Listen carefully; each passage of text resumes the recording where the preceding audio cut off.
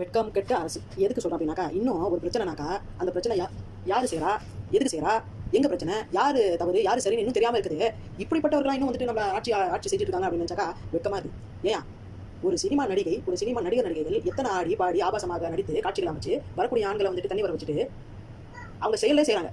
அது எல்லாம் இந்த தமிழக மக்களுக்கு இன்னும் தவறாவே தெரியல, இன்னும் தவறாக தெரியல. ஒரு நடிகை அந்த சினிமா என்றது இன்னும் ஹலாலாவே நினைச்சிட்டு இருக்காங்க.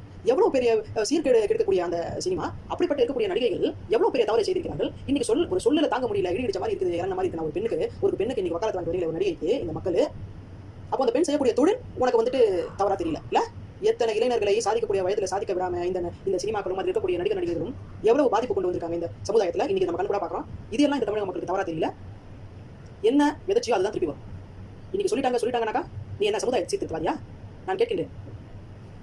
இன்னைக்கு அப்படியே பொங்கு எழுதாங்களே, பெண் உரிமை பேசிட்டு பெண்ணுக்கு சொல்லிட்டாங்க. அதே பெண்ணை உன்னுடைய பிள்ளையை படிக்க விடாமல் சாதிக்க விடாமல் அந்த வயதில் எத்தனை கூத்து, எத்தனை மியூசிக் போட்டு, எத்தனை காட்சியை அறக்குறையாக ஆடையை போட்டு காட்சிகள் அமைத்து அவனை வந்துட்டு சீர்கெட்டு விட்டது இந்த நடிகைகள். இன்னைக்கு எத்தனை தாய்மார்களும் தங்கைகளும் மக்காங்களும் இந்த நடிகைகளுக்கு நீங்கள் வந்து வக்காலத்து வாங்கிட்டு வரீங்க. உங்களுடைய அண்ணனோ தம்பியோ உங்களுடைய புருஷனோ இன்னைக்கு வந்துட்டு இதே நீங்கள் வக்காலத்து வாங்கக்கூடிய நடிகைகளை பார்த்து வாழ்க்கையில் எத்தனை அவர்கள் வந்துட்டு வழி தவறி போயிருக்காங்க.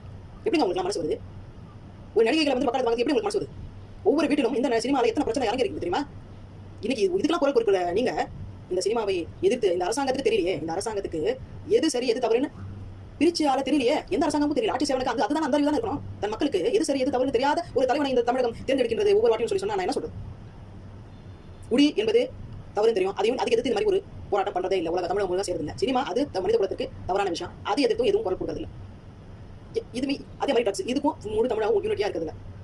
இதெல்லாம் உங்களுக்கு தவறு தெரியும், இருந்தும் இதை நீங்க விட்டு வச்சுட்டு இருந்தீங்கன்னா இதை சம்பந்தப்பட்ட பிரச்சனை வரதான் செய்யும். இதுக்கெல்லாம் இது தீர்வு கிடையாது. சும்மா நீங்க வந்து அவங்க சொல்லுவாங்க ஒரு நாள், ஒரு மாசம் 2 மாசம் இதை பத்தி பேசிட்டு மறுபடியும் அதை தாண்டி போய் மறுபடியும் பார்க்கறது, மறுபடியும் செய்யறது, இதற்கு தீர்வு கிடையாது. இன்னைக்கு எவ்வளவு வீரியத்தோட நீங்க சப்போர்ட் பண்றீங்களோ அதே வீரியத்தோட இந்த 3 விஷயத்தையும் ஒழிச்சிருங்க. அதுக்கான ஸ்டெப்ஸ் எடுங்க.